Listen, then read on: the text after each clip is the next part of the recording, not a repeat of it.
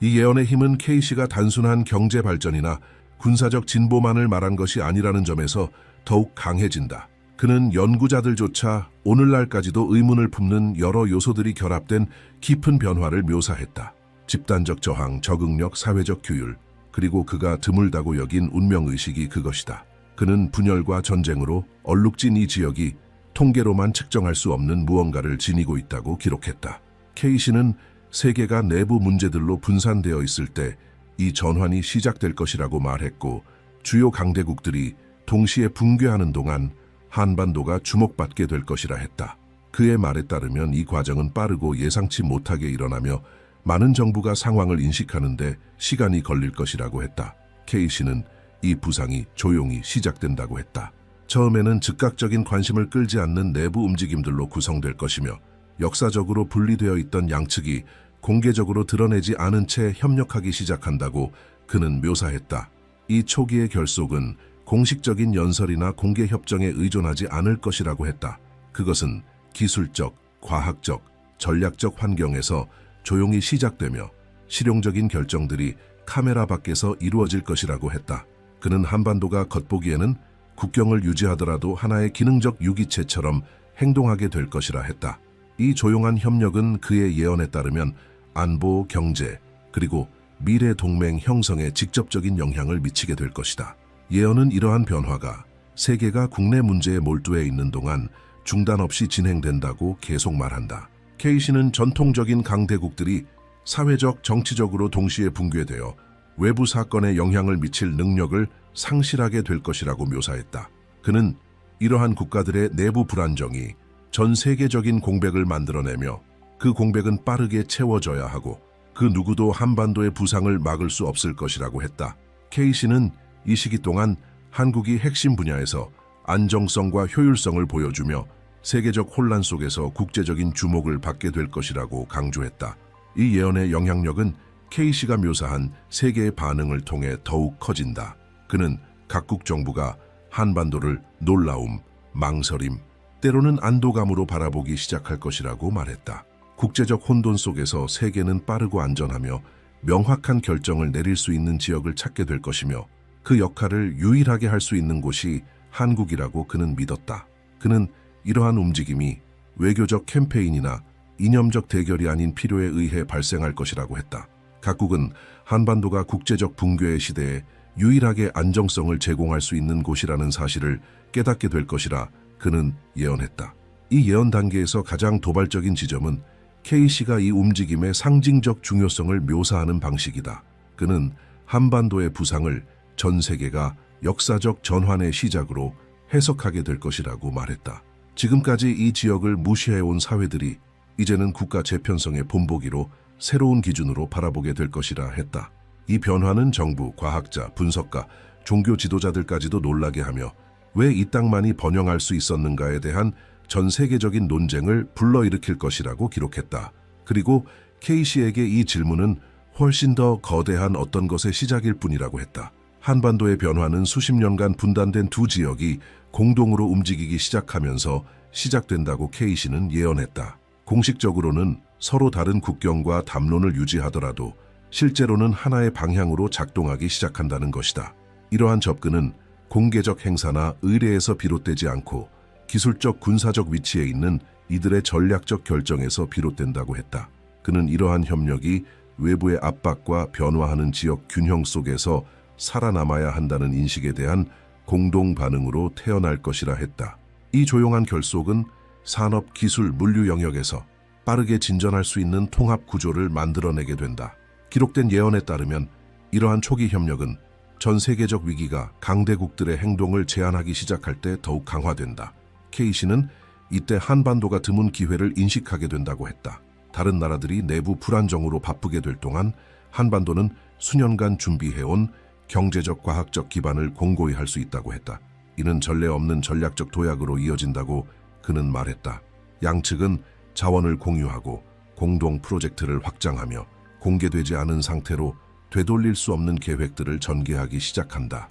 이 과정은 국제 분석가들을 놀라게 할 새로운 지역적 힘의 출현을 의미한다. K씨는 이 블록의 성장을 전 세계적으로 가속화되는 긴장 상황과 연결지었다. 그는 2028년에서 2030년 사이 미국이 극심한 불안정 상태에 빠져들며 외교 정책을 스스로 통제할 수 없는 지경에 이른다고 묘사했다. 내부 집단 간의 심각한 분열, 끝나지 않는 정치적 교착 상태, 전국적인 시위, 그리고 전략적 결정을 가로막는 경제 위기를 언급했다.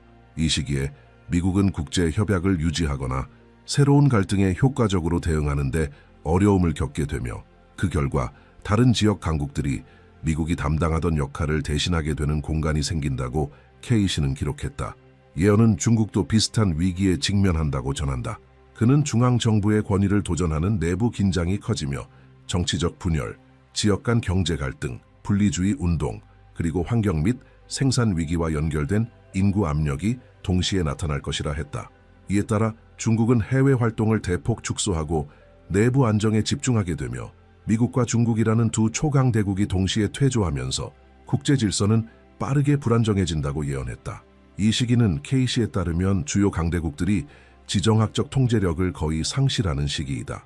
세계가 이 혼란을 파악하려 애쓰는 사이 한반도는 조용히 전진하면서 협정을 체결하고 전략적 동맹을 구축하며 영향력을 넓혀간다고 그는 묘사했다. 이 부상은 전면적인 충돌이 아닌 기존 초강대국들이 대응할 수 없는 상황에서 이루어지며 내부 문제에 갇힌 그들의 부재가 한반도의 새로운 리더십의 자리를 열어준다고 K씨는 강조했다. K씨는 이 시기를 결정적인 전환점으로 보았다. 수십 년 만에 주요 강대국들이 동시에 취약해지는 첫 순간으로 이 변화가 얼마나 빠르게 진행될지를 국제 분석가들이 예측하지 못할 것이라고 말했다. 그의 예언에 따르면 불과 몇 년 만에 한반도는 아시아에서 가장 안정적인 지역으로 떠오르게 되며 반대로 미국과 중국은 오랜 기간 동안 제도적 불안정에 시달리게 된다. 이 예상치 못한 역전은 대륙 전역의 정치적 변화를 일으키고 이후 전 세계로 퍼져나가는 계기가 된다고 K씨는 밝혔다. 이 전환의 영향은 전 세계에 분명히 드러난다.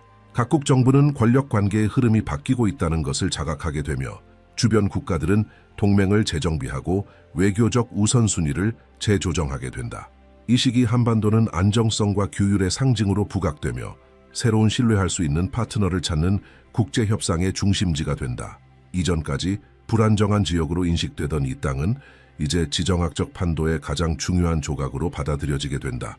이러한 변화는 세계 여러 나라로 하여금 한반도가 새롭고 영향력 있는 역할을 수행하고 있음을 인정하게 만든다. K씨는 이러한 현실이 구체화되면서 기존의 글로벌 협정들이 점차 힘을 잃는다고 예언했다.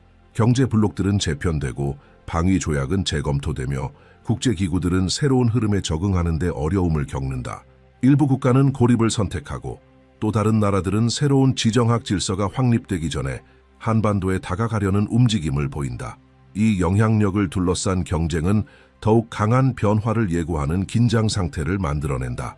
미국과 중국이 내부 붕괴에 빠져 있는 사이 한반도는 세계를 놀라게 할 새로운 역할을 수행하기 시작한다. 바로 글로벌 의사결정의 중심으로 떠오르는 것이다. K씨에 따르면 이 부상은 전통적인 외교나 느린 전략적 확장에 의한 것이 아니라 오히려 어떤 국가도 제공할 수 없는 요소들을 한반도가 제공할 수 있기 때문에 가능한 일이다. 그 요소들은 바로 안정성, 기획력, 그리고 객관성이다. 세계 각 대륙의 국가들이 정치적, 경제적, 심지어 제도적 지침을 구하기 위해 한반도로 눈을 돌리게 되며 이 변화는 초강 대국들이 마비된 바로 그 순간 인류가 방향을 가장 절실히 필요로 할 때 시작된다고 K씨는 기록했다. 기록에 따르면 한반도의 새로운 중심성은 단순한 지역적 힘에서 비롯되는 것이 아니다. K씨는 세계가 이 지역을 갈등 조정의 중재지로 인식하게 될 것이라 말했다.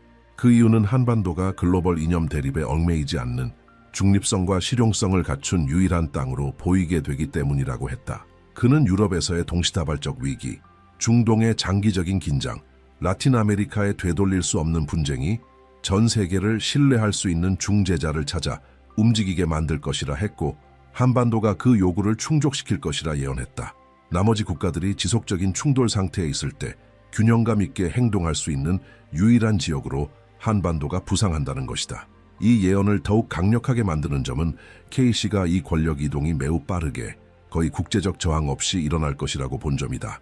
그는 기존 강대국들이 자국 내 정치적 붕괴를 막기 위해 분투하느라 대응할 여유조차 없을 것이라 했고, 그 허약함은 어떤 견제 시도도 무력화시킨다고 보았다. 바로 이때 한반도는 단순한 아시아의 일부가 아닌 세계 재편의 핵심 축으로 인식되기 시작한다. 전략 논의의 중심도 기존의 역사적 수도에서 한국의 주요 도시들로 옮겨가며 여러 대륙의 외교관, 전문가, 협상가들이 모여들게 된다고 그는 예언했다. 케이시는 이 한반도의 부상이 아주 드문 지도자의 등장 없이는 완성되지 않는다고 덧붙였다. 그는 이 인물을 남과 북 양측 모두에게 존경받는 존재로 묘사했다. 과거에는 절대로 대화를 나누지 않던 집단들을 하나로 모을 수 있는 인물로, 전통 정치 엘리트 출신이 아닌 비범한 이력과 독자적인 판단력으로 주목받는 리더라고 했다. 그는 이 인물이 세계적으로 신뢰받는 결정을 내리는 리더로 부각되며 기존 세계 지도자들이 신뢰를 잃어가는 시점에 진정한 대안으로 떠오르게 된다고 말했다. 수년 전에는 상상조차 할 수 없었던 방식의 제안을 내놓으며 단절없이 협상을 이끌어내는 능력으로 국제적 주목을 받게 된다고 케이시는 기록했다. 그는 이 지도자가 한반도의 새로운 시대를 상징하게 되며 국제적 주목을 받고 다양한 지역의 갈등 해결에 초대될 것이라고 말했다. 케이시는 이 지도자가 당시 형성될 동맹들에 직접적인 영향을 미칠 것이라 기록했다. 외교적 위기에 직면한 국가들은 그의 중재를 요청하고 분쟁 중인 나라들은 그의 감독하에 대화를 시도하게 될 것이라고 했다. 그는 이 지도자가 군사력으로가 아니라 행정적 전략적 능력으로 세계적 기준이 될 것이라고 강조했다. 특히 눈에 띄는 점은 케이시가 이 지도자의 등장을 불가피한 것으로 묘사했다는 것이다. 그는 어떤 국가도 이 지도자의 정치적 영향력 성장을 막을 수 없다고 말했다. 세계가 그의 안정성에 의존하게 될 것이기 때문이다. 케이시는 이 지도자가 등장할 시점이 바로 지구가 되돌릴 수 없는 붕괴 직전에 있는 순간이라고 보았으며 국제사회가 그에게 두는 신뢰가 전 세계 권력 구조를 직접적으로 변화시킬 것이라고 했다. 기존 국제기구들은 위기에 대응하지 못하는 반면 이 새로운 정치 중심지는 과거 강대국들이 담당하던 책임을 맡게 될 것이라고 기록했다. 에드가 케이시는 한반도의 정치적 외교적 부상 이후 진정으로 세계 운명을 바꾸는 단계가 올 것이라고 예언했다. 바로 서울을 중심으로 한 새로운 글로벌 질서가 만들어지고 평양까지 확장되는 단계이다. 그는 기존 국제 의사결정 중심지들이 내부 분쟁과 동시적 위기 처리 능력 부족으로 영향력을 잃기 시작한다고 했다. 이런 상황에서 한반도는 다자기구가 맡던 기능을 수행할 가장 준비된 지역으로 떠오르게 된다. 케이시는 여러 대륙의 국가들이 안전성과 조직력, 행정적 연속성을 보장할 수 있는 유일한 지역으로 서울의 사무소, 위원회, 국제기구 본부를 이전하게 될 것이라고 기록했다. 이러한 전환은 전통적 구조의 붕괴 압력 속에서 빠른 단계로 진행될 것이라고 했다. 케이시는 이전에 단순히 국가 중심지로 여겨지던 도시들이 세계적 중심지로 변모할 것이라고도 예언했다. 그는 서울이 글로벌 기관들을 수용하도록 재구성되며 외교관, 과학자, 전략가, 국가 원수들이 지속적으로 오가는 도시가 될 것이라 했다. 서울은 세계 경제, 정치, 기술 관련 주요 결정이 이루어지는 봉어지가 될 것이며 이러한 변화는 기존 강대국들이 최소한의 안정조차 제공할 수 없는 상황에서 불가피하게 나타날 것이라고 기록했다. 한반도는 세계가 지속적 교착 상태에 있는 동안 구체적 성과를 보여주며 그 자리를 차지하게 된다는 것이다. 예언은 평양을 언급하면서 더욱 강력해진다. 그는 평양이 세계 과학의 새로운 중심지가 되어 기존 한계를 뛰어넘는 연구를 수행하게 될 것이라고 했다. 국제기관들이 이곳으로 이전하게 되는 이유는 천연 자원, 전략적 준비, 그리고 한반도의 조용한 통합 이후 축적된 기술적 역량의 결합 때문이라고 케이시는 설명했다.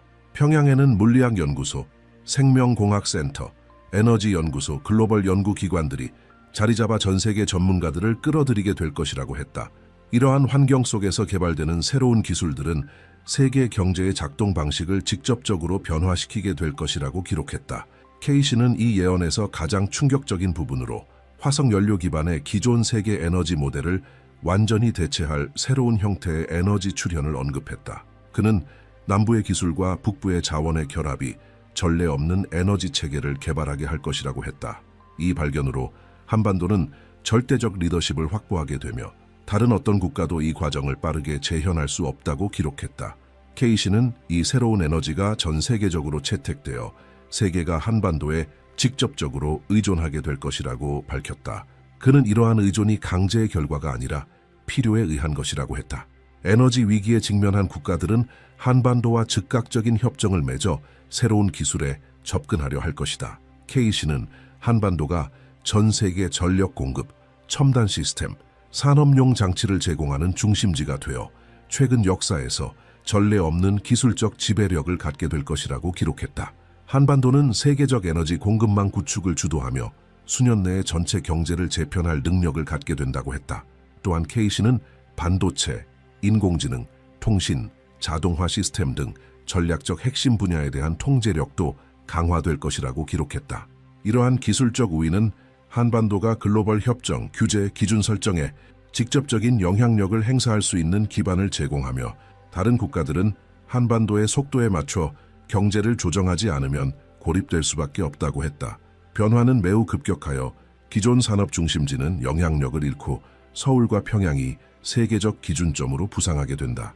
K씨는 한반도의 기술적 부상이 국제적 접근 경쟁을 촉발할 것이라고도 언급했다. 각국은 최소한의 참여를 확보하기 위해 양자협정, 경제조약, 전략적 파트너십을 모색하게 될 것이며 한반도는 이 새로운 글로벌 네트워크에 참여할 국가를 신중히 선택하게 된다. 이는 과거 세계 의제를 주도하던 국가들 사이에 조용한 경쟁을 유발하며 글로벌 재편은 전 지구적 지정학 지도를 완전히 재정해야 하게 된다고 K씨는 예언했다. 에드가 K씨는 서울이 글로벌 기능을 맡고 평양이 과학 중심지로 부상한 이후 세계가 전혀 예상치 못한 현상이 일어날 것이라고 예언했다. 바로 수백만 명의 사람들이 안전, 미래를 찾아 한반도로 이동하는 대규모 이주가 시작되는 것이다. 그는 이 이주가 원활하게 이루어지지 않고 이전에 국제 무대를 주도하던 지역들이 기본적 생활 조건을 상실하면서 절박하고 급박한 형태로 전개될 것이라고 기록했다. 각국은 주민들이 거주할 수 없는 위기에 직면하며 사람들은 세계가 붕괴하는 동안 유일하게 정상적으로 기능하는 한반도로 이동할 것이라고 K씨는 강조했다. 예언에 따르면 이 이동은 처음에는 소규모 집단으로 시작되지만 시간이 지나면서 전례 없는 규모로 확대된다. K씨는 2035년경 여러 대륙에서 수백만 명이 한반도로 이동할 것이라고 했다.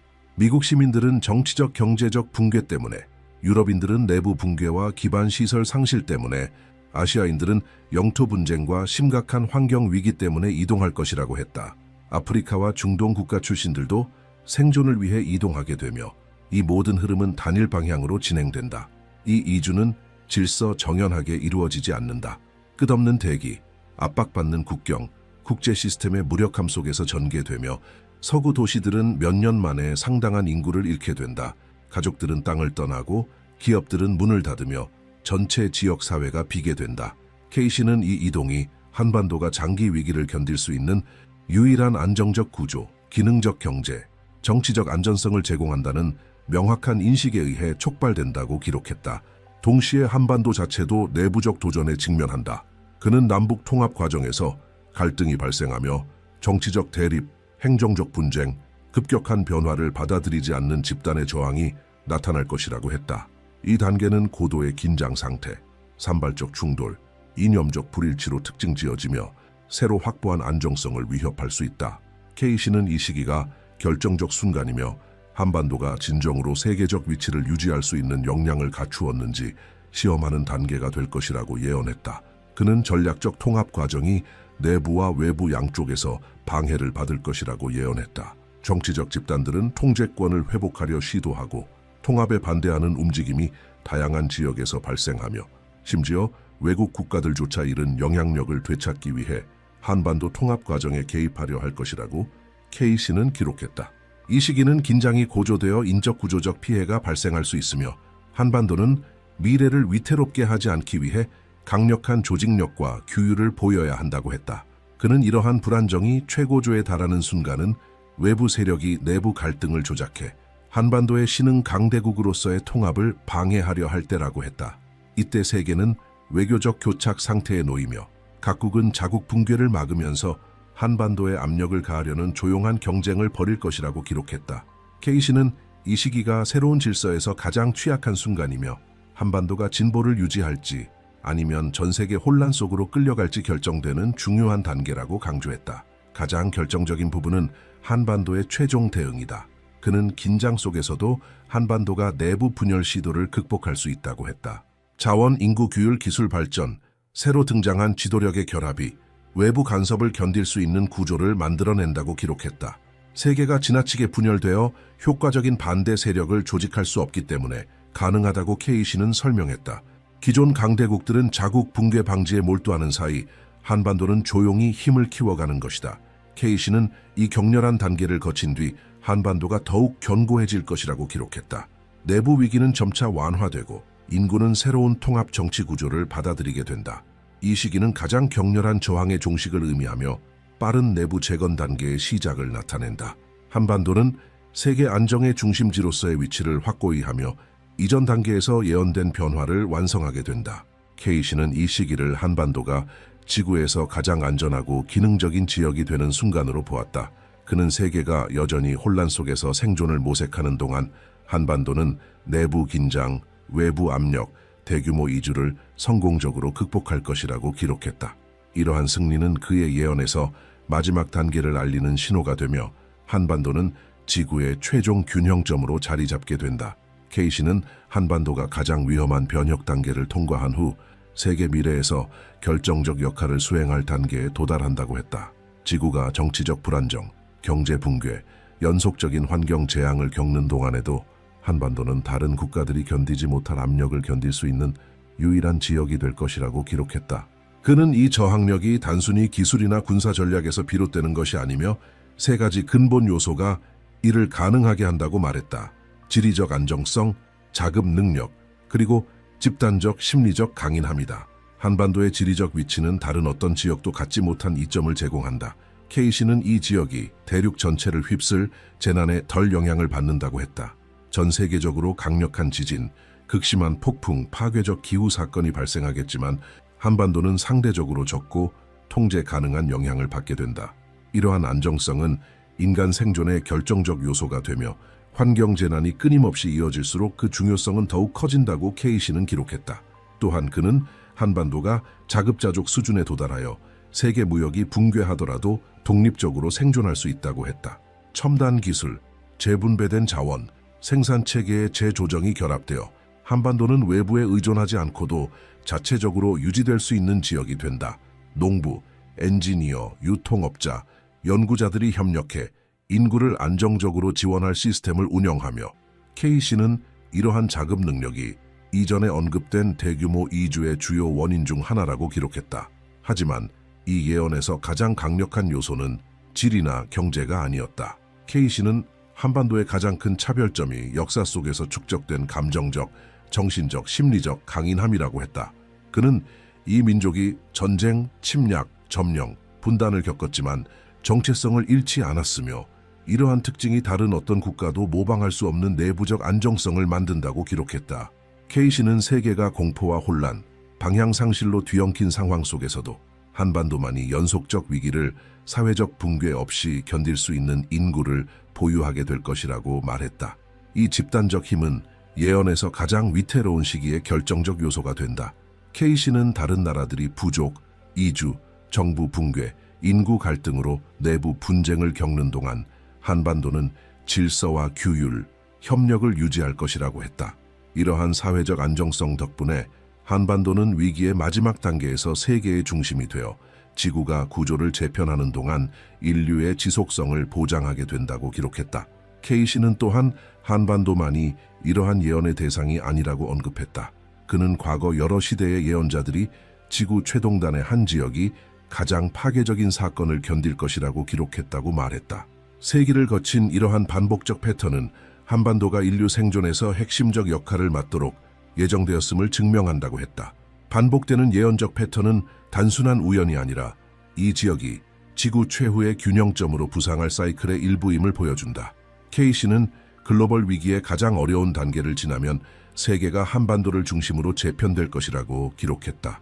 새로운 국제 정책이 등장하고 새로운 협정이 체결되며 사회 시스템이 한반도의 결정에서 비롯될 것이라고 했다. 과학자, 지도자, 공동체가 이 지역에 모여 지침을 설정하고 글로벌 붕괴로 손상된 구조를 복원하게 될 것이라고 말했다. 그는 이 시기가 새로운 문명 모델의 시작을 의미한다고 기록했다. 한반도에서 비롯된 문화적 전통, 교육체계, 경제정책, 과학적 방법이 다른 지역으로 확산될 것이라 했다. 한반도의 영향력은 매우 강력하여 국가 전체가 그곳의 기준에 따라 재조직될 것이라고 케이시는 말했다. 이러한 부상은 공격적이거나 강제적인 것이 아니라 전 세계적 안전, 재건의 필요로 인해 자연스럽게 이루어지는 결과가 될 것이라고 했다. 케이시는 이 과정이 완전히 자리 잡으면 왜 수많은 고대 예언들이 지구 최동단을 인류 생존의 중심으로 지목했는지 명확히 이해할 수 있다고 말했다. 그는 이 지역이 지구의 마지막 피난처가 되어 세계가 역사상 가장 큰 위기를 겪는 동안에도 사회 구조가 견디는 곳이 될 것이라고 기록했다. 이러한 저항력은 한반도를 새로운 문명의 중심으로 만들며 인류가 잃어버린 모든 것을 재건할 수 있는 기반을 제공하게 된다고 했다. 그에게 이 결론은 불가피한 예언의 종착점이었다. 한반도는 인류의 미래 중심지가 되어 마지막 생존 단계를 지탱하고 새로운 시대의 첫 장을 열 것이라고 케이시는 말했다. 세계가 이 변화를 이해하게 되었을 때는 이미 너무 늦으며 미래는 이미 움직이고 있고 한반도가 그 중심에 서게 될 것이라고 강조했다.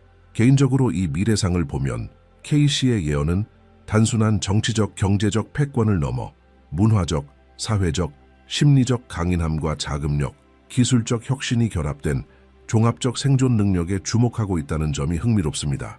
그는 위기 속에서의 질서와 협력, 그리고 역사적 경험에서 축적된 강인함을 미래 사회의 핵심 동력으로 본 것이 인상적입니다.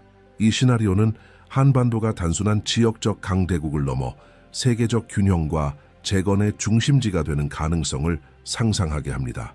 수십 년 동안 세계는 놀라운 예언으로 세상을 충격에 빠뜨린 노스트라다무스, 바바방가 등 여러 예언자들의 이야기를 들어왔다. 그러나 잊혀진 기록들에 따르면 정확성 면에서 이들을 모두 뛰어넘은 이름이 하나 있다. 많은 이들이 잘 알지 못하는 이 인물은 유럽인도 동양인도 아니었다. 그는 미국인이었다. 눈을 감기만 하면 마치 아직 쓰이지 않은 책을 넘기듯 인류의 운명을 보았다고 한다. 그의 이름은 에드거 케이시였다. 전쟁, 비극, 세계 지도상의 변화, 그리고 동방에서 시작될 새로운 문명의 탄생까지 예언한 인물이었다. 사람들은 그를 잠자는 예언자라고 불렀다. 트랜스 상태에 빠지면 수십 년 후에나 일어날 일들을 묘사했고 그의 목소리는 평소와 달라졌으며 평상시에는 절대 쓰지 않을 말들이 초자연적인 정확성으로 흘러나왔다. 처음에는 아무도 믿지 않았다. 꿈꾸는 자라거나 사기꾼이라고 했다. 하지만 그의 경고는 하나하나 현실이 되었고 마치 보이지 않는 힘이 피할 수 없는 각본을 속삭이고 있는 듯했다. 케이시는 세계를 혼란에 빠뜨릴 두 차례의 큰 전쟁을 예언했고 수많은 사람들을 죽음으로 이끈 왜곡된 상징에 대해서도 언급했다. 전쟁이 시작되기 수십 년 전 그는 연기와 재로 뒤덮인 유럽을 묘사했다. 제1차 세계대전과 그 후 제2차 세계대전이 지구를 황폐하게 만들었을 때 사람들은 그의 기록으로 다시 돌아가 우연이 아님을 깨달았다. 그러나 케이시는 과거에 머물지 않았다. 그는 훨씬 더 멀리 21세기를 내다보았다.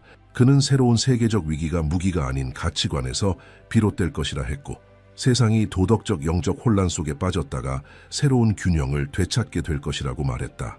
그의 가장 불안한 비전 중에는 바다로 둘러싸인 한반도, 그 먼 땅에서 하늘로부터 오는 신호가 나타날 것이라는 내용도 있었다. 케이시는 빛이 동방에서 솟아오르고 세상은 새로운 형태의 영적 리더십을 보게 될 것이다 라고 말했다. 사람들이 그 의미를 묻자 그는 단지 이렇게 답했다. 다시 하나가 될 분단된 나라, 세상을 치유하는 법을 배우게 될 상처 입은 민족.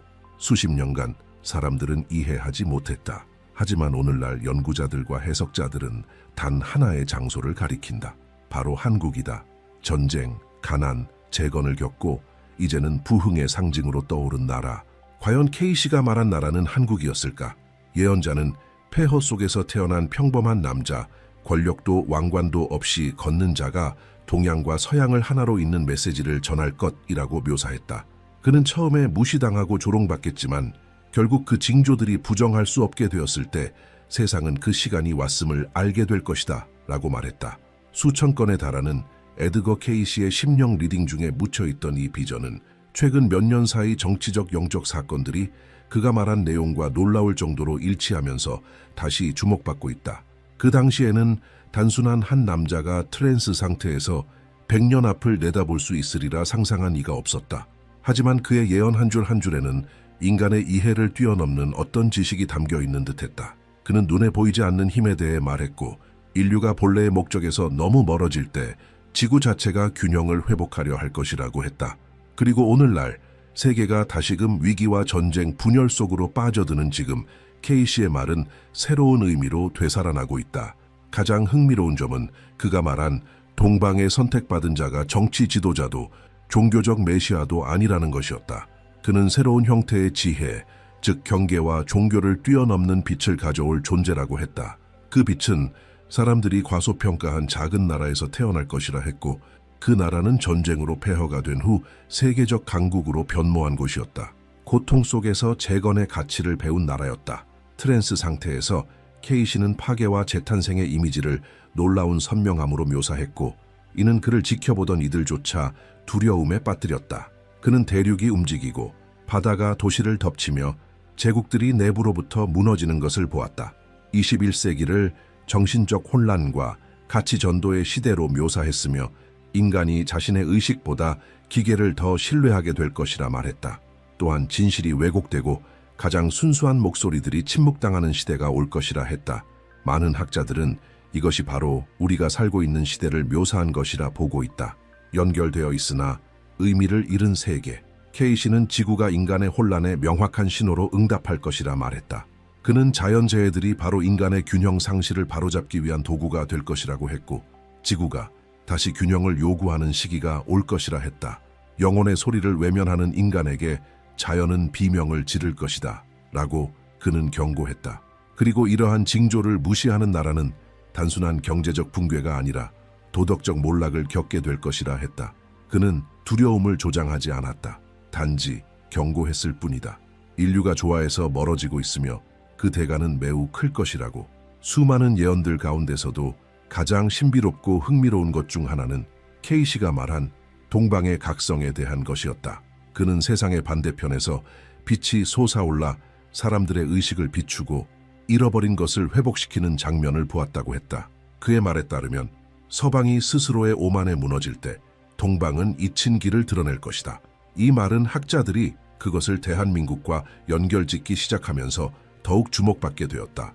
전쟁과 분단으로 폐허가 되었던 나라가 조용한 믿음과 극복의 상징으로 다시 일어선 것이다. 케이시는 한국이라는 이름을 직접 언급하지 않았지만 고통을 지혜로 바꾸고 재건을 힘으로 바꿀 줄 아는 절제된 심장의 민족이라고 묘사했다. 그는 인류의 새로운 순환이 이 민족이 더 큰 목적을 위해 부름받을 때 시작된다고 했다. 그것은 제국도 정치적 정복도 아닌 영적인 부활이었다. 그리고 이 흐름의 중심에는 아무도 처음에는 이해하지 못할 사명을 가진 한 평범한 인물이 등장한다고 했다. 케이시는 그를 새벽의 전령이라 불렀다. 그는 나라들을 다스리는 왕이 아니라 사람들의 마음을 비추는 거울이 될 것이라고 말했다. 그의 말은 당시에는 해석 불가능해 보였다. 하지만 지금 세계가 불확실성에 잠기고 있는 이 시대에 많은 이들이 그 예언 속에서 다가올 현실의 그림자를 본다. 한때 잊혀졌던 한국은 이제 기술, 교육, 문화에서 세계의 기준이 되었고, 그러나 케이시가 말한 것은 단순한 물질적 번영이 아니었다. 그는 의식의 각성, 즉 인류가 진실과 선함에 대한 믿음을 완전히 잃어가려 할 때 나타날 어떤 부름에 대해 말하고 있었다. 케이시는 새 전령이 영광이 아닌 상처를 지닌 채 올 것이라고 했다. 그는 많은 이들에게 눈에 띄지 않을 것이며 또 어떤 이들에겐 거부당할 것이라고 했다. 그러나 진정한 힘은 권력에서가 아니라 마음의 순수함에서 온다고 했다. 그의 비전에 따르면 이 인물은 새로운 영적 질서의 시작이 될 것이다. 야망이 자비로 대체되고 사랑이 다시 인류의 보편적 언어가 되는 시대의 서막. 케이시는 그의 기록에서 모든 일이 즉각적으로 일어나지는 않을 것임을 분명히 했다. 그는 인류는 하늘 앞에 무릎 꿇기 전에 먼저 무너져야 한다고 말했다. 각 나라는 위기와 정화를 겪게 될 것이며, 그러나 그 순환의 끝에 동방에서 새로운 희망의 숨결이 일어날 것이고, 세상은 진리가 사라진 것이 아니라 단지 다시 발견되기를 기다리고 있었음을 깨닫게 될 것이라고 했다. 오늘날 우리는 갈등, 민족 간의 분열, 제도의 붕괴, 그리고 집단적 절망의 증가를 목격하고 있다. 이처럼 그의 말은 더 이상 먼 예언이 아니라 현실 속 경고의 메아리처럼 들려온다. K씨는 계시의 시기가 기적과 함께 오는 것이 아니라 세상의 혼란 자체를 통해 드러날 것이라 믿었다. 모든 것이 더 이상 의미 없게 느껴질 때 그가 말하길 새로운 이해가 태어나려는 순간이다. 세월이 흐르면서 K씨는 문명의 발전이 찬란한 성취를 가져올 것이지만 동시에 인류 역사상 가장 큰 혼란도 초래할 것이라 예언했다. 그는 인간이 공기와 소리, 빛을 지배하게 되고 전 세계를 보고 들을 수 있는 장치를 만들 것이라 말했다. 당시에는 불가능하게 들렸지만 수십 년 후 텔레비전과 인터넷의 출현은 그의 말을 현실로 만들었다. K씨는 경고했다. 사람들이 상자 안에서 대화하는 날이 올 것이다. 그러나 서로의 눈을 바라보는 법은 잊게 될 것이다. 그는 기술의 진보를 인간 영혼의 거울로 보았고 화면을 더 많이 들여다볼수록 인간은 자기 마음을 덜 보게 될 것이라 했다. 그는 또한 의학이 오래된 병에 대한 해답을 찾을 것이라 했지만 몸은 치유되겠지만 영혼은 여전히 병들어 있을 것이라고 경고했다. 사라졌다가 새로운 형태로 되돌아오는 바이러스에 대해 말하며 과학을 당혹스럽게 만들 것이라 했다. 많은 연구자들은 이 말을 21세기 여러 차례 발생한 감염병의 재유행과 연관짓는다. K씨는 진정한 치유는 실험실이 아닌 정신과 영혼 사이의 균형에서 올 것이라 믿었다. 그는 인간은 지식에서는 거인이 되겠지만 지혜에서는 난장이로 남을 것이다 라고 했으며 그 말의 무게를 이해한 이는 거의 없었다. 수백 개의 예언 중 하나는 그 신비로운 표현으로 특히 주목을 받았다. 그는 물이 거꾸로 흐를 때가 올 것이며 세상은 그것을 기적으로 여길 것이다 라고 말했다. 수십 년 후 연구자들은 이 말을 역방향 에너지 기술과 인간이 강의 흐름을 거슬러 흐르게 만든 댐에 연결시켰다. 이는 지구의 균형에 대한 인간 개입의 상징이었다. K씨에게 있어 이 모든 것은 하나의 신호였다. 자연은 인간의 도구로 사용되지만 언젠가는 그 대가를 요구하게 될 것이라고 K씨는 말했다. 그리고 그때가 오면 산은 신음하고 바다는 말을 할 것이라고 했다. 한때 시처럼 들렸던 이 비전들은 오늘날 환경 파괴와 인간의 오만이 초래한 균형 붕괴에 대한 명확한 경고로 해석되고 있다. K씨는 지구가 살아있는 존재이며 인간의 고통에 반응한다고 했다. 재난은 벌이 아니라 인간이 뿌린 씨앗의 반영이며 언젠가는 이 행성이 회복을 요구할 날이 올 것이라고 말했다. 바로 이 지점에서 그는 세상의 심장 소리를 들을 민족의 등장을 언급했다. 상처 입고도 다시 일어나 재건의 본보기가 될 민족. 이러한 맥락 속에서 해석자들은 다시 한국의 이름을 떠올리게 되었다. K씨에 따르면 인류가 권력에 지치고 믿음이 텅 비게 되었을 때 해답은 작고 잊힌 고통이 연민을 만들어낸 땅에서 올 것이라고 했다. 그는 적들로 둘러싸였지만 보이지 않는 힘에 의해 지켜지는 분단된 나라를 묘사했다. 그리고 그 땅에서 화해의 소리가 울려 퍼지고 하늘이 이해의 전령을 보낼 것이라고 예언했다. 잠자는 예언자 K씨는 메시아나 기적을 말하지 않았다. 그는 의식을 말했다. 보통 사람들 속에서 태어난 갈라진 것들을 하나로 잇기 위해 운명 지어진 한 인물. 그는 군대를 일으키지 않고 왕좌를 구하지도 않을 것이다. K씨는 말했다. 하지만 무기를 내려놓게 할 말과 마음을 치유하는 행동을 전할 것이다. 이 인물은 많은 이들에게 있어 인류의 다음 단계, 지도자가 아니라 인간 본연의 본질을 자각했을 때 우리가 될 수 있는 존재의 상징이다. K씨는 그의 등장을 새벽 직전의 밤이라 표현했다. 혼돈의 시간, 희망이 완전히 사라진 듯한 순간, 그는 징조가 분명할 것이라 했다. 거짓 지도자들이 자신을 높이고 진실이 조롱당하며 두려움이 사람들의 마음을 지배할 것이다. 그리고 모든 것이 무너질 듯한 그 침묵의 순간에 새로운 목소리가 나타날 것이라 했다. 그것은 종교도 정치도 아닌 하늘의 목소리. 이 예언은 세월이 흐르면서 점점 더 강한 설득력을 가지게 되었다. 많은 사람들은 지금이 바로 그 시점, 각성 직전의 혼란 속에 우리가 서 있는 때라 믿는다. 분열은 커지고 믿음은 메말라가며 인류는 무질서 속에서 의미를 갈망하고 있다. K씨는 두려움이 마음을 지배할 때 깨끗한 마음을 지닌 자들 속에서 영혼이 깨어날 것이라고 말했다. 에드거 K씨는 오늘날 학자들이 동방의 빛이라 부르는 비전을 묘사했다. 그 비전 속에서 그는 하늘이 산악지형의 반도를 향해 열리는 장면을 보았으며 그 땅은 격렬한 바다로 둘러싸이고 절제된 정신을 지닌 남녀가 살아가는 곳이었다. 그는 세계가 탐욕과 혼란에 빠질 때 지혜는 가장 예상치 못한 곳에서 올 것이라 말했고, 그 시점에 하늘은 작지만 굳건한 심장을 지닌 한 나라를 선택해 인간과 신성 사이의 균형을 회복하게 할 것이라 예언했다. 케이시에게 있어 그 변화의 중심은 바로 한국이었다. 그는 이 나라를 직접 방문한 적이 없었지만 당시 어느 서양인도 알 수 없었던 세부적인 묘사를 남겼다. 그는 겸손한 이들 사이에서 태어난 한 사람이 하늘의 반영을 품고 있을 것이라 말했다. 그의 목소리는 의식을 깨우고 그가 전할 말들은 정치적이지도 종교적이지도 않고 보편적인 언어가 될 것이라고 했다. 그는 권력을 추구하지 않으며 새로운 집단 의식을 여는 통로가 될 것이라 예언했다. 그리고 이 인물은 처음에는 인식되지 않을 것이라고도 했다. 그는 조용히 왕관도 박수도 없이 오며 이해받기 전에 거부당할 것이다. 그 전령의 운명을 묻는 질문에 케이시는 이렇게 답했다. 그는 들리기 전에 고통을 겪을 것이며 그 고통이 빛의 문을 열 것이다. 오늘날 많은 이들이 이 비전을 현대와 연결시킨다. 혼돈이 세계를 지배하고 인류에 대한 신뢰가 바닥나는 시대, 한때 파괴와 분열을 겪었던 한국은 이제 극복의 상징이 되었고, 불과 수십 년 만에 폐허에서 일어나 세계의 가능성과 진보를 증명했다. 케이시는 그 안에서 하나의 징조를 보았다. 불이 모든 것을 태운 그곳에서 정화하는 불꽃이 피어날 것이다. 그는 이 땅의 상처가 고통의 흔적이 아니라 견딘 증거가 될 것이라 했다. 잠자는 예언자는 또한 서방의 강대국들이 동방에서 오는 새로운 이해 앞에 고개를 숙일 것이라 했다. 두려움 때문이 아닌 그것이 필요하기 때문이었다. 그는 세계적인 붕괴가 폭탄이 아닌 의미 상실에서 비롯될 것이라 보았다. 도덕과 영혼의 폐허 속에서 단순하고 명확한 하나의 사상이 떠오를 것이다.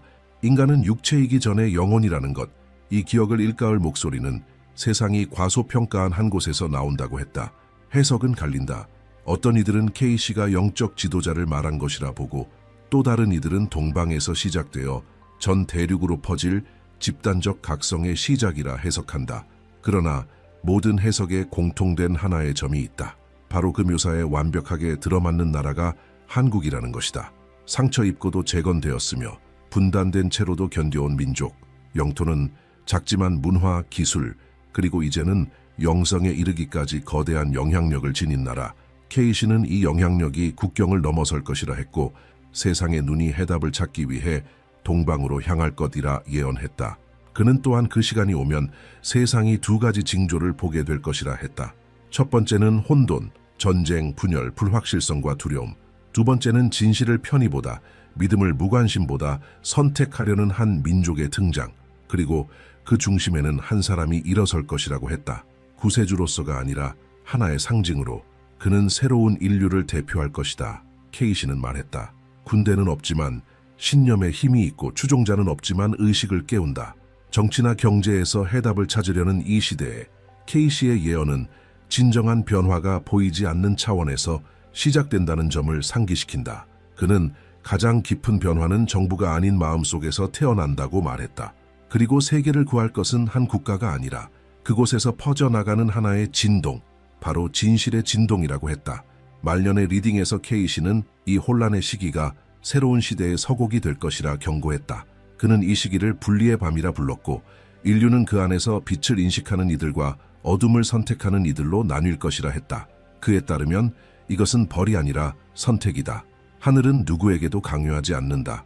다만 누가 볼 준비가 되었는지를 드러낼 뿐이다. 놀라운 것은 이 말들이 지금의 현실을 그대로 비추고 있다는 점이다. 세상은 분열되고 사람들은 지쳐 있으며 희망은 사라지고 있다. 그러나 바로 이런 순간에 케이시는 새벽이 가까워지고 있다고 말했다.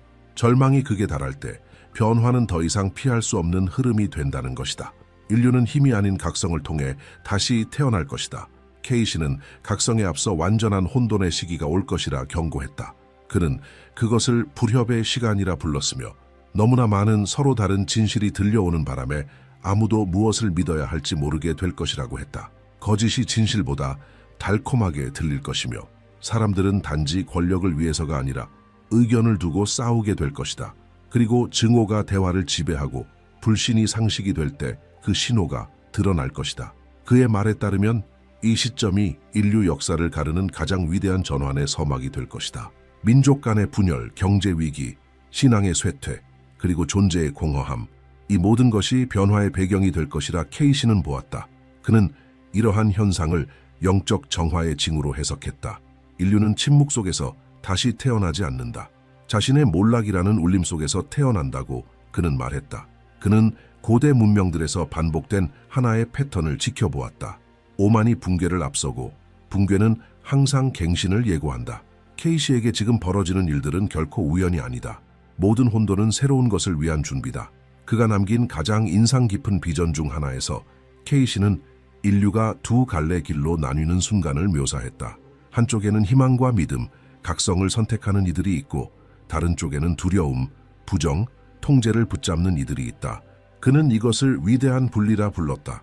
이 과정에는 눈에 보이는 전쟁이 없지만 내부에서 벌어지는 치열한 싸움이 존재한다. 그것은 마음과 영혼의 전쟁이 될 것이다. 무기가 아닌 믿음으로 싸운다고 했다. 그에 따르면 이 분리가 시작되면 징조는 명확할 것이다. 하늘을 찾는 이들은 조롱받고 공포를 설파하는 이들은 칭송받을 것이다. 혼란이 가득하겠지만 그 속에는 조용한 정화가 함께 일어난다. 가면이 벗겨지고 모든 이가 결국 자신이 어느 쪽에 설지를 선택하게 된다. 그는 말했다. 하늘이 인간을 심판하는 것이 아니라 인간이 하늘 앞에 스스로를 드러내는 것이다. 잠자는 예언자는 이 전환을 상징하는 한 사람의 등장을 묘사했다. 평범한 인간이지만 비범한 사명을 가진 인물, 세상에 진리가 여전히 존재함을 일깨우는 자. 그는 비난의 대상이 될 것이며 어떤 이들은 그를 미쳤다고 하고 또 어떤 이들은 그를 전령으로 인식할 것이다. 이 인물은 과거와 미래 사이의 다리가 될 것이며 그의 등장은 케이시가 보이지 않는 전쟁이라 부른 시기의 시작을 알릴 것이다. 이 전쟁은 군대로 벌어지는 것이 아니라 말로 이루어진다. 그는 사람들이 의견으로 갈라지고 진실과 거짓이 얽히고 집단적 분별력이 혼란 속에 묻히는 모습을 보았다. 그러나 그는 말했다. 어둠은 빛이 말하기 전까지 강해 보일 뿐이다. 그리고 진정한 각성은 기적이 아닌 두려움을 넘어보려는 개인의 용기에서 시작된다고 했다. 가장 섬뜩한 것은 케이시가 이 영적 전쟁이 시작될 시기를 바로 기술은 고도로 발달했지만 영혼은 지쳐있는 시대로 묘사했다는 점이다. 눈은 수평선이 아닌 화면에 고정되어 있고 사람들은 더 많이 말하지만 덜 듣고 더 빠르게 판단하지만 점점 이해하지 못하는 세상. 그는 경고했다. 소음이 망각의 무기가 될 것이고 침묵은 하늘의 소리를 듣고자 하는 이들의 유일한 피난처가 될 것이다. 케이시의 말을 분석한 학자들은 그가 말한 것이 종말이 아니라 계시, 숨겨진 것의 드러남이라 본다. 그의 관점에서 세상은 파괴되지 않는다. 변화한다. 그리고 그 변화는 바깥에서 오는 것이 아니라 안에서부터 시작된다. 인류는 인간이 다시 자신 안의 신성을 듣기 시작할 때 치유될 것이다.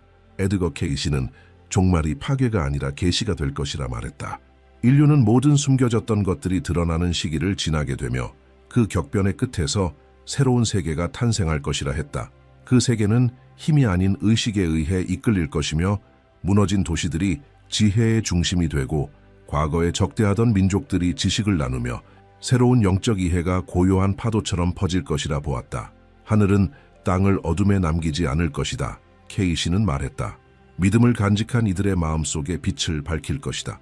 말년의 예언에서 케이시는 이 부활을 이끌 세대에 대해 언급했다. 그들은 성인도 예언자도 아니다. 혼돈 속에서도 믿음을 잃지 않는 평범한 사람들이며 그는 그들을 새 시대의 수호자라 불렀다. 그들은 진정한 힘이 연민에 있다는 것을 아는 자들이고 그들이 다가올 세상의 기둥이 될 것이다. 그리고 그들 가운데서 케이시는 빛의 전달자라 불리는 한 인물이 등장할 것이라 했다. 그는 신처럼 숭배받지 않겠지만 하늘의 뜻과 하나 된 존재로 인식될 것이라고 했다. 그는 이 새로운 시대의 시작을 놀라운 디테일로 묘사했다. 위대한 분리 이후 세계는 동방을 바라보게 될 것이며 그곳에서 인류를 조화로 이끄는 민족이 등장할 것이라 예언했다. 산과 바다의 나라에서 인간과 신성을 화해시키는 목소리가 들릴 것이다. 당시에는 상징처럼 보였던 이 말은 지금 한국이 보여주는 모습, 폐허에서 일어나 세계적 문화, 기술, 영성의 중심이 된 현실 속에서 더욱 현실감 있게 다가온다. 케이시는 이것을 단순한 성공으로 보지 않았다. 그는 이것을 전 세계적 영적 부활의 신호로 보았다. 그는 또한 각성은 성전에서 시작되지 않고 가정에서 시작될 것이라고 믿었다. 믿음은 체계가 아니라 내면의 힘이 되며 인간의 영혼이 다시 평화의 길을 발견할 때 지구는 평온으로 응답할 것이다 라고 했다. 이것이 케이시가 말한 새 시대의 기적이다. 하늘이 멀리 있는 것이 아니라 진심 어린 행동과 말, 생각 속에 있다는 것을 인간이 마침내 깨닫는 것. 그는 새로운 세계적 리더십이 정치가 아닌 의식에서 올 것이라 했다.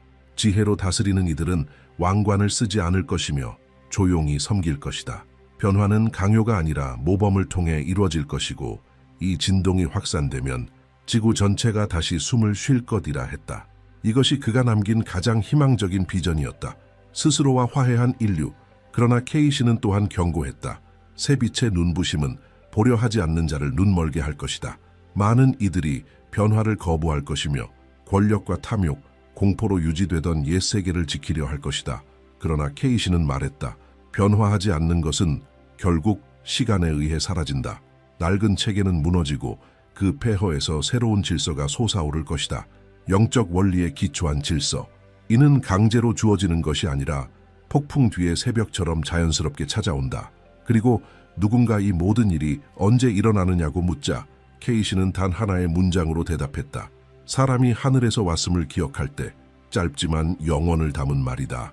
그는 우리가 단지 물질이 아닌 진화하는 의식임을 기억하길 바랐다. 케이시는 우주 전체가 인간의 각성을 돕기 위해 함께 움직이고 있으며 모든 위기는 그 여정의 일부라고 믿었다. 오늘날 세계를 바라볼 때 그의 말은 새로운 의미를 띈다. 혼돈, 공포, 분열, 그것은 끝이 아니라 과정이다. 평화를 위한 정화, 그리고 케이시의 말이 옳다면 지금 탄생하려는 것은 인류가 한 번도 경험하지 못한 것, 진리의 내면에 이끌리는 문명, 신성과 인간이 다시 만나는 세상이다. 어쩌면 우리는 그 순간에 훨씬 가까이 다가와 있는지도 모른다. 어쩌면 케이시가 본 그 전령은 이미 우리 곁을 걷고 있을지도 모른다. 분주한 눈에는 보이지 않지만 아직 선의를 믿는 이들의 행동을 통해 조용히 움직이고 있을 것이다. 케이시는 말했다. 하늘은 천둥 소리로 말하지 않는다. 섬세한 징조로 이야기한다. 그리고 각성은 언제나 그 소리를 들을 줄 아는 마음속에서 시작된다고. 이 말들이 당신 안에 무언가를 울렸다면 외면하지 말라. 당신이 생각한 것을 적고 느낀 것을 나누어라. 모든 성찰은 우리가 상상하는 것보다 훨씬 멀리까지 파동을 퍼뜨린다. 세상은 사람들이 새로운 눈으로 보기 시작할 때 바뀐다. 미래는 멀리 있는 것이 아니라 누군가가 혼돈 너머에 무엇인가 더가 있다고 믿는 바로 그 순간부터 시작된다. 에드거 케이시는 예언의 마지막에 이렇게 말했다. 빛은 동방에서 올 것이나 그 의미를 이해한 자들을 통해 퍼질 것이다. 어쩌면 그 빛은 한 사람이 아니라 하나의 의식일지 모른다. 그리고 어쩌면 그 빛은 지금 이 순간에도 희망을 놓지 않으려는 당신 안에서 이미 타오르고 있을지도 모른다. 결국 예언은 파괴의 경고가 아니라 우리가 누구였는지를 그리고 누구일 수 있는지를 기억하라는 부름이다. 그리고 하늘은 케이시의 말처럼 이미 준비되어 있다. 이제 남은 건 단 하나, 인류가 스스로에게 묻는 일이다. 우리는 과연 준비되어 있는가? 수십 년 동안 아무도 마더 쉽턴이라는 이름이 다시 경외와 두려움으로 불릴 것이라고 상상하지 못했습니다. 수세기 전 왕과 사제들에게 두려움의 대상이었던 그녀는 이제 그저 오래된 신화처럼 보였습니다. 그러나 세상이 예상하지 못했던 것은 그녀의 목소리가 돌아온 것입니다. 영혼으로서가 아니라 살아있는 여성으로서 현대 영국에서 태어나 시간 속에서 이어진 동일한 이름과 재능을 물려받은 상속자로서 말입니다. 그녀는 요크셔 시골의 외딴 마을에서 소박하게 살면서 작은 정원을 가꾸고 호기심 많은 사람들의 관심을 피했습니다. 하늘이 열리고 운명이 그녀의 피 속에서 잠자고 있던 불을 다시 지피기로 결정할 때까지 말입니다. 그 흐린 오후, 비는 평범해 보였습니다. 번개가 수평선을 가르고 초자연적인 경로로 땅을 강타하기 전까지는 말입니다. 번개는 마더 쉽턴을 죽이지 않았습니다. 그것만으로도 기적이었습니다. 그러나 그녀에게 필수적이라고 여겨졌던 것, 즉 시력을 빼앗아갔습니다. 병원에서 깨어났을 때 그녀는 절대적인 흰색 외에는 아무것도 볼 수 없었습니다. 의사들은 그녀가 다시는 볼 수 없을 것이라고 말했습니다. 그러나 과학이 비극이라고 부른 것은 인류가 아직 이해하지 못하는 것의 시작이었습니다. 처음 몇 달 동안 어둠의 침묵이 그녀의 유일한 동반자가 되었습니다. 그녀는 세상의 소리를 듣고 마치 두 개의 평면 사이에 갇힌 것처럼 시간이 흘러가는 것을 느꼈습니다. 그러던 어느 날 밤 잠을 청하려 할 때 무언가가 공허를 뚫고 나왔습니다. 그녀의 마음속에 이미지가 떠오르기 시작했습니다. 꿈이 아니라 그녀가 방문한 적이 없는 장소의 선명한 장면들이었습니다. 그녀는 도시들이 불타고 지도자들이 혼돈 속에서 연설하고 군중들이 파도처럼 움직이는 것을 보았습니다. 처음에는 미쳤다고 생각했습니다. 그러나 세부 사항이 너무나 현실적이어서 그녀를 괴롭히기 시작했습니다. 날이 갈수록 환상은 더욱 강렬해졌습니다. 그녀는 날짜, 이름, 상징을 보았고 수수께끼 같은 문구가 그녀의 귓가에 속삭였습니다. 그중 하나에서 그녀는 국가의 시대가 파국의 지점에 도달했습니다라는 말을 들었습니다. 그녀가 겪고 있는 일을 말했을 때 아무도 믿지 않았습니다. 친구들은 멀어졌고 친척들은 그녀를 망상에 빠진 여성처럼 대했습니다. 그러나 마더 쉽터는 침묵하지 않았습니다. 그녀는 세상이 아직 받아들일 수 없는 목적을 위해 그녀 안에 무언가가 깨어났다고 느꼈습니다. 그녀는 점자 노트에 모든 것을 기록하기 시작했습니다. 각 환상은 끔찍할 정도로 정확하게 묘사되었습니다. 그리고 얼마 지나지 않아 사건이 발생하기 시작했습니다. 첫 번째는 영국을 뒤흔든 정치적 재앙이었습니다. 다음은 어떤 뉴스보다 먼저 그녀가 자세히 보았던 국제적 위기였습니다. 그녀의 예측이 확인되기 시작했을 때 호기심 많은 사람들이 그녀를 찾기 시작했습니다. 어떤 사람들은 기적이라고 불렀고 어떤 사람들은 저주라고 불렀습니다. 그러나 아무도 무관심하지 않았습니다. 많은 사람들에게 마더 쉽터는 그저 눈먼 노파일 뿐이었습니다. 그러나 그녀를 개인적으로 아는 사람들은 그녀의 존재에 무언가 다른 점이 있다고 말했습니다. 그녀의 목소리는 차분했지만 각 단어는 마치 인간 역사 이전의 시간에서 온 것처럼 보이지 않는 무게를 지닌 것처럼 보였습니다. 그녀는 눈으로 보는 것이 아니라 영혼으로 본다고 말했습니다. 그녀를 멀게 한 빛이 거의 견딜 수 없는 이해의 문을 열었다고 말했습니다. 그리고 그녀가 본 것은 미래가 아니라 이미 움직이고 있는 인간 선택의 결과라고 말했습니다. 환상이 증가함에 따라 설명할 수 없는 힘이 그녀를 인도했습니다. 그녀는 시각 장애인을 위해 조정된 프로그램을 사용하여 오래된 컴퓨터에 긴 예언적 텍스트를 쓰기 시작했습니다. 그녀는 종교 및 과학 포럼의 익명으로 모든 것을 게시했습니다. 처음에는 거의 믿지 않았지만 재난, 전염병 및 정치적 몰락에 대한 그녀의 예측이 잇따라 발생하기 시작했습니다. 연구원 그룹이 그녀를 찾으려고 시도했고 마침내 그녀가 누구인지 알아냈을 때 그들은 그녀를 새로운 마더 쉽턴이라고 불렀습니다. 그러나 가장 충격적인 것은 그녀가 아시아에 대해 말한 것이었습니다. 그녀의 녹음 중 하나에서 그녀는 동쪽 국가가 인류의 운명을 결정할 시험에 직면할 것이라고 말했습니다. 그리고 그 나라에서 새로운 글로벌 주기의 신호가 나타날 것이라고 말했습니다. 그것은 아무도 들을 준비가 되지 않은 계시의 시작일 뿐이었습니다. 이 여성의 이야기는 대한 채널과 미스터리 사이트 사이에서 조용히 퍼졌습니다. 그러나 모든 사람들은 한 가지에 동의했습니다. 그녀의 말은 국경을 넘나드는 힘으로 울려 퍼지는 것 같았습니다. 그녀는 인류가 세계 강대국 뒤에 숨겨진 진실을 드러낼 혼돈의 각성을 목격하려 한다고 말했습니다. 점차적으로 새로운 메시지가 그녀의 마음속에 나타나기 시작했습니다. 더 명확하고 더 직접적이며 훨씬 더 어두웠습니다. 그리고 그들은 모두 같은 운명을 가리키고 있었습니다. 한국입니다. 그녀는 이곳이 위대한 변화의 영적, 정치적 중심지가 될 것이라고 주장했습니다. 그곳에서 기술과 영혼, 진실과 조작 사이에 보이지 않는 갈등이 시작될 것입니다. 그녀는 앞으로 닥칠 일이 인간의 이해를 초월할 것이라는 것을 알고 있었습니다. 그러나 그녀는 두려워하지 않았습니다. 그녀는 항상 이렇게 말합니다. 땅 아래 잠자는 힘이 이미 깨어났습니다. 현대인은 미래의 불을 만지는 대가를 아직 이해하지 못했습니다. 그리고 나서 그녀의 환상은 구체화되었습니다. 알려지지 않은 도시가 그녀의 마음에 나타나고 에너지 파동이 하늘을 덮고 세계 지도자들의 얼굴이 상징적인 불꽃 속에서 나타났습니다.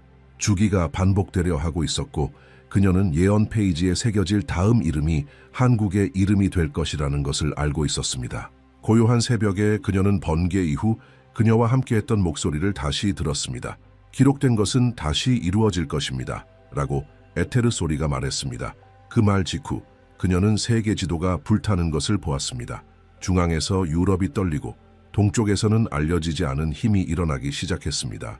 이 혼돈 속에서 푸른 빛에 휩싸인 작은 나라가 다른 나라들이 조각날 때 저항하는 것처럼 보였습니다. 그녀는 그것이 한국이라는 것을 알았지만 왜 그런지는 즉시 이해하지 못했습니다. 다음 날 노파는 완전히 고립되었습니다. 인터뷰를 거부하고 연락을 끊고 오디오 녹음에 자신의 환상을 기록하기 시작했습니다. 이 메시지에서 새로운 마더 쉬프터는 그녀가 유럽까지 신호의 순서라고 부르는 것을 묘사했습니다. 첫 번째 신호는 인류의 집단적 맹목, 눈이 아니라 영혼의 맹목이었습니다. 두 번째는 평화를 대변하지만 전쟁을 준비하는 지도자의 출현이었습니다. 그리고 세 번째는 세상을 하나로 묶겠다고 약속하지만 결국 마음과 생각을 분리하는 새로운 기술의 탄생이었습니다. 이 기간 동안 그녀의 환상은 더욱 어두워졌습니다.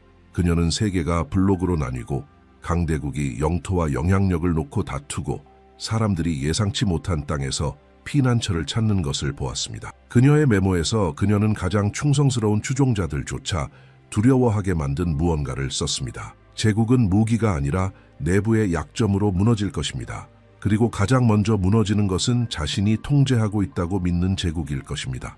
당국은 그녀의 메시지의 기원을 조사하기 시작했습니다. 일부 과학기관은 그녀가 번개의 외상으로 인한 망상에 시달리고 있다는 것을 증명하려고 시도했습니다. 다른 사람들은 현상을 부추기는 것을 두려워하여 침묵을 지켰습니다. 그러나 아무것도 그녀의 말의 확산을 막지 못했습니다. 그녀의 예언이 담긴 비디오가 늘어나고 수십 개의 언어로 번역되었습니다. 그녀의 목소리는 차분하고 늙었지만 설명할 수 있는 사람은 거의 없는 무언가, 즉 평온함과 공포의 혼합을 전달했습니다. 어느 날 밤 마더 쉬프터는 그녀를 무력하게 만든 환상을 보았습니다. 그녀는 지구가 붉은 안개로 덮여 있고 멀리서 유리탑이 조각나는 것을 보았습니다. 하늘에는 무언가가 강렬한 푸른 빛으로 빛나고 있었습니다. 그리고 그 모든 것의 한가운데에서 차분한 표정의 아시아 여성이 눈물을 글썽이며 수평선을 바라보고 있었습니다. 깨어났을 때 그녀는 일기에 이렇게 썼습니다. 주기가 다시 시작되었습니다. 세상의 심장이 이제 동양에서 뛰고 있습니다. 이 순간부터 그녀는 그녀가 서울의 관문이라고 부르는 것을 언급하기 시작했습니다. 그녀는 인류의 운명이 우연이 아니라 영적인 선택으로 그 도시를 통과할 것이라고 말했습니다. 그녀의 말에 따르면 새로운 코드가 그 땅에 사는 사람들의 영혼에 새겨지고 있습니다. 학자들은 그녀가 상징적인 것을 의미하는지 문자적인 것을 의미하는지 알지 못했지만 그녀의 예측의 강도가 날마다 증가하고 있다는 데 동의했습니다. 그녀에게 한국은 고통과 희망을 결합하는 변화의 무대가 될 것입니다. 고통은 그 나라가 물리적, 영적으로 보이지 않는 공격에 직면할 것이기 때문입니다. 희망은 파괴 앞에서 인간의 힘에 대한 새로운 이해가 그곳에서 나타날 것이기 때문입니다. 그녀는 이 기간이 각 나라가 진정한 성격을 드러낼 시험의 시간이 될 것이라고 주장했습니다. 마더 쉬프턴의 환상은 더욱 격렬해졌습니다. 마치 우주 자체가 아무도 알고 싶어 하지 않는 것을 보도록 강요하려는 것처럼 말입니다. 어느 날 밤 그녀는 숨을 헐떡이며 비명을 지르며 깨어났습니다. 그녀의 눈먼 눈앞에서 지도가 조각나는 것처럼 보이는 이미지에 사로잡혔습니다. 거대한 땅이 마치 보이지 않는 손이 그것을 반으로 찢는 것처럼 5조각으로 나뉘었습니다. 갈라지는 소리와 알 수 없는 언어로 된 목소리의 메아리가 그녀의 마음을 채웠습니다. 침착함을 되찾았을 때 그녀는 떨리는 손으로 이렇게 썼습니다. 용은 나뉠 것입니다. 제국은 스스로 무너질 것입니다. 뱀은 죽지 않지만 머리를 잃을 것입니다. 그것은 그녀가 지금까지 한 가장 충격적인 예언이었습니다. 이전에는 차분한 어조로 말했던 여성이 이제 세계 강대국의 붕괴를 보고했습니다. 그녀의 말에 따르면 내부의 힘이 위대한 나라의 균형을 파괴하여 5개의 블록으로 나뉘게 될 것입니다. 그녀는 그 과정이 시장의 붕괴와 조용한 반란으로 거의 보이지 않게 시작될 것이며 중앙 권력이 자신의 그림자를 통제할 수 없게 될 것이라고 말했습니다. 세상은 그렇게 오래된 문명이 어떻게 그렇게 빨리 해체될 수 있는지 이해하지 못한 채 당황할 것입니다. 그리고 용이 조각나는 동안 끔찍한 일이 남쪽에서 일어날 것입니다. 마더 쉬프턴은 한국 영토가 회색 안개에 휩싸인 것을 보았습니다. 공기는 무거워 보였고 도시 위로 이상한 에너지가 맥동하고 있었습니다. 남녀가 거리에서 쓰러지고 열이 나고 지쳐서 눈이 노란색으로 빛나고 있었습니다. 그녀의 묘사는 차갑고 직접적이며 거의 임상적이었습니다. 모든 질병과 다른 질병이 공기가 아닌 땅에서 올 것입니다. 그것은 처벌이 아니라 결과일 것입니다. 살은 마음보다 먼저 변할 것입니다. 그녀는 미묘하고 거의 눈에 띄지 않게 변하는 몸을 묘사했습니다. 원래 형태를 잃어버린 얼굴, 뼈 구조가 변경되고 인간의 표정이 원시적인 특징으로 대체되었습니다. 그녀는 과학자들이 설명을 찾고 돌연변이, 감염, 새로운 변종이라고 부르겠지만 어떤 이름도 두려움을 담을 수 없을 것이라고 말했습니다. 세상은 불가능한 것을 이해하려고 노력할 것이고 노력하면서 자신 안에 잠자고 있는 것을 깨울 것입니다. 라고 그녀는 기록했습니다. 이 질병에 대한 예언은 빠르게 퍼졌습니다. 포럼과 어두운 사이트에서 사람들은 그것이 은유인지 문자적인 경고인지 논의하기 시작했습니다. 그러나 마더 쉽터는 은유를 사용하지 않았습니다. 그녀에게 보이는 것은 올 것입니다. 각 단어는 선고처럼 들렸습니다. 그녀는 발병이 홀수해의 봄에 추위와 더위가 섞이고 공기가 멈춘 것처럼 보일 때 시작될 것이라고 주장했습니다. 그녀는 또한 감염이 고대 광산 지역 근처에서 발생할 것이라고 말했습니다. 마치 수세기 동안의 침묵 끝에 지하에서 무언가가 풀려난 것처럼 말입니다. 이 환상에 대한 그녀의 녹음은 입소문이 났습니다. 미스터리 채널, 대한 언론인, 심지어 과학자까지 가능성을 논의하기 시작했습니다. 그러나 세상이 수수께끼를 풀려고 노력하는 동안 마더 쉽터는 훨씬 더 불안한 것에 관심을 돌렸습니다. 2단계의 마지막 녹음 중 하나에서 그녀는 세계 지도자 간의 비밀 회의에 대해 이야기했습니다. 그녀는 섞인 깃발, 위장된 합의, 그리고 한국에 제공된 선물, 즉 파괴의 씨앗을 담고 있는 선물을 보았다고 말했습니다. 그녀는 외국 지도자가 미소를 지으며 한국 통치자와 악수하고 동맹의 상징이라고 부르는 것을 제공하는 장면을 끔찍할 정도로 정확하게 묘사했습니다. 그것은 레이더에 거의 보이지 않는 조용하고 첨단 기술 잠수함이었습니다. 보호로 위장한 선물입니다. 그러나 그녀의 목소리는 그 제스처의 진정한 목적을 설명하면서 굳어졌습니다. 안전을 제공하는 사람들은 두려움을 심습니다. 선물은 함정입니다. 바다는 비밀을 지키지 않을 것입니다. 그녀가 묘사한 이미지는 혼란스러웠습니다. 인공 조명으로 가득 찬 어두운 물, 숨겨진 센서, 가로채인 통신, 그리고 디지털 바이러스처럼 확장되는 지하 스파이 네트워크였습니다. 그녀는 이 선물이 너무 깊숙이 침투하기 시작하여 한국 지도자들조차 너무 늦기 전에는 깨닫지 못할 것이라고 말했습니다. 철이 해저로 내려가면 적은 이미 문 안에 있을 것입니다. 라고 그녀의 녹음은 말했습니다. 국제사회는 그녀의 말을 무시했지만 그녀의 추종자들은 그렇지 않았습니다. 수천 명이 거의 종교적인 긴급함으로 메시지를 공유하기 시작했습니다. 새로운 계시가 있을 때마다 이론이 늘어났습니다. 어떤 사람들은 그녀가 글로벌 쿠데타를 예측했다고 말했습니다. 다른 사람들은 그녀가 인도주의적 지원으로 위장한 숨겨진 군사기술에 대해 이야기했다고 말했습니다. 어쨌든 그녀의 말은 거의 최면적인 힘으로 울려 퍼졌습니다. 시간이 지남에 따라 그녀가 말한 내용은 기밀 보고서와 언론 조사에 반영되기 시작했습니다. 강대국 간의 모호한 동맹에 대한 소문이 커졌습니다. 일부는 외국 기업이 한국의 전략적 인프라의 장치를 설치하고 있다고 주장했습니다.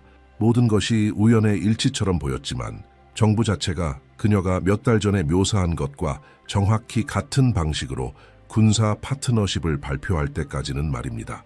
그녀는 멀리 떨어져 있지만 가능한 장면, 즉 평화라는 명목으로 동맹이 맺어지지만 시간이 밝힐 의도를 가진 순간을 보았습니다. 그녀의 말에 따르면 철이 바다에 잠기면 침묵은 비밀을 담을 것입니다. 그것은 일어날 수 있는 일에 대한 경고, 즉 우정의 선물이 감시 도구를 숨길 수 있는 미래에 대한 경고였습니다. 그녀의 녹음에서 마더 쉽터는 협력의 상징으로 전달되었지만 그녀의 환상에서 눈으로 볼 수 있는 것 이상을 지키고 있는 잠수함의 이미지를 묘사했습니다. 그녀는 아무에게도 속하지 않은 것, 즉 바다와 국가의 운명을 통제하려는 시도와 함께 올 수 있는 정치적 제스처에 대해 이야기했습니다. 그녀는 그러한 합의가 실제로 실현된다면 우호적인 동맹이 조용한 관찰 네트워크로 변할 수 있는 새로운 지정학적 단계의 시작을 알릴 것이라고 말했습니다. 이러한 환상은 주장이 아니라 가능성이었습니다. 그녀는 결코 이것이 일어날 것입니다. 라고 말하지 않았습니다. 그녀는 인간이 도움과 지배를 계속 혼동하면 이것이 일어날 수 있습니다. 라고 말했습니다. 그녀의 목소리는 차분하게 들렸지만 행간에는 불안한 무언가가 있었습니다. 보호를 제공하는 사람들은 그녀는 자신이 방어한다고 말하는 것보다 더 많은 것을 지키고 싶어 할 수 있습니다. 라고 말했습니다. 그녀의 메시지를 따르는 사람들은 놀라움과 두려움으로 반응했습니다. 많은 사람들은 그 말이 단지 예언일 뿐이지만 세상이 이미 느끼기 시작한 미래에 대해 이야기하는 것 같다고 말했습니다. 포럼과 네트워크에서 마더 쉽턴의 경고는 고대 코드를 해독하려는 사람처럼 이야기되었습니다. 어떤 사람들은 우연의 일치를 보았고 다른 사람들은 운명을 보았습니다. 그러나 그녀의 메시지의 어조가 훨씬 더 심각해진 것은 새로운 환상 시퀀스에서였습니다. 그녀는 일본이 정치적 영적 안개 속에 있는 것을 보았습니다. 그녀는 희망을 불러일으키고 변화를 상징할 부드러운 말과 자신감 있는 눈을 가진 여성의 출현을 묘사했습니다. 그녀는 지친 나라에 빛을 가져다 줄 것입니다. 라고 그녀는 말했습니다. 그러나 그 빛은 짧을 수 있습니다. 왜냐하면 그녀를 세운 구조 자체가 무너질 수 있기 때문입니다. 그녀의 환상에 따르면 일본은 불안정한 시기에 직면할 수 있습니다. 마치 국민의 신뢰가 전쟁이 아니라 환멸로 흔들리는 것처럼 말입니다. 탑은 바람에 쓰러지지 않지만 내부에서 자라는 보이지 않는 균열 때문에 쓰러집니다.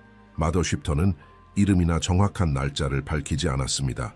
그녀는 이 주기 이후에 사람들이 피난처와 새로운 시작을 찾을 것이며 많은 눈이 정복이 아니라 희망으로 한국을 향할 것이라고만 말했습니다. 그녀는 바다를 건너는 군중, 새로운 시작을 위해 모든 것을 버리고 떠나는 가족을 보았습니다. 그녀의 메모에서 그녀는 이것을 후회하는 사람들의 횡단이라고 불렀습니다. 그러나 그녀는 항상 그것이 단지 가능성일 뿐이라고 경고했습니다. 바람이 바뀌면 지도자들이 물이 말하기 전에 들으면 그 길은 피할 수 있을 것입니다. 이 가상 이주를 언급한 녹음은 격렬한 논쟁을 불러일으켰습니다. 어떤 사람들은 그것에서 역사에 의해 분리된 두 민족 간의 통일의 전조를 보았습니다. 다른 사람들은 그것이 위기의 시대에 대한 경고라고 믿었습니다. 그러나 마더 쉽턴 자신은 아무것도 결정되지 않았다고 반복했습니다. 환상은 문장을 보여주는 것이 아니라 길을 보여줍니다. 인간은 어떤 길을 따를지 선택합니다. 계시가 있을 때마다 그녀의 목소리에 감정이 커졌습니다. 그녀는 동양이 세상의 영적 운명을 짊어지고 있으며 인간의 선택에 따라 부활 또는 몰락의 신호가 그곳에서 나타날 것이라고 말했습니다. 한국과 일본은 보이지 않는 선으로 연결되어 있습니다. 그 선이 끊어지면 메아리는 모든 사람이 들을 수 있을 것입니다.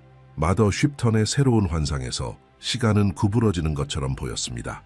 그녀는 동쪽이 구름으로 덮여 있고 서쪽이 침묵에 잠긴 것을 보았습니다. 소리도 색깔도 없습니다. 전환전에 세상이 숨을 멈추는 것처럼 일시 중지되는 느낌만 있었습니다. 이 고요함 속에서 그녀는 집으로 돌아가는 군인, 멈춰선 탱크, 서둘러 재건된 도시, 그리고 흐린 하늘 아래 악수하는 지도자를 보았습니다. 연기가 흩어지면 그녀는 이름이 사라지고 세상은 그를 찾으려 하지만 결코 찾지 못할 것입니다. 라고 말했습니다. 그것이 그녀가 승자와 패자가 더 이상 중요하지 않은 긴 전쟁의 가능한 결말을 묘사한 방식이었습니다. 마더 쉽턴은 결코 이것이 일어날 것이라고 말하지 않았지만 인간이 맹목적으로 권력을 위해 계속 싸우면 일어날 수 있다고 경고했습니다. 그녀는 흔적도 없이 사라질 지도자, 즉 죽지도 망명하지도 않고 역사가 다시 쓰여진 것처럼 지워질 지도자에 대해 이야기했습니다. 그녀에게 이 실종은 시대의 종말의 상징, 아직 태어나지 않은 새로운 균형의 전조가 될 것입니다. 이 환상 이후에 다른 환상이 형성되기 시작했습니다. 그것은 다르고 더 밝고 수수께끼 같았습니다. 그녀는 정치인도 예언자도 아닌 평범한 한국 땅에서 태어난 차분한 눈과 날카로운 마음을 가진 남자를 보았습니다. 창조자입니다. 그녀의 환상에서 이성과 신비가 혼합된 힘을 지닌 것처럼 보이는 선견자입니다. 그는 사원을 세우지 않을 것입니다. 라고 그녀는 말했습니다. 그러나 세상을 다시 올려다보게 만들 무언가를 창조할 것입니다.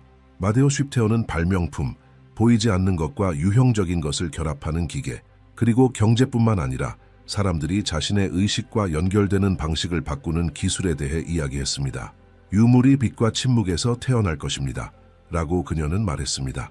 그리고 그것은 너무 강력해서 시간이 그것에 구부러질 것입니다. 많은 사람들에게 이 문구는 상징적으로 들렸습니다. 다른 사람들에게는 인류의 규칙을 다시 쓸 수 있는 가능한 기술적 진보에 대한 경고였습니다. 그녀는 이 남자가 지도자와 거물들에게 쫓기는 것을 보았습니다. 그녀는 약속이 이루어지고 동맹이 형성되고 한국이 글로벌 게임의 새로운 중심지가 되는 것을 보았습니다.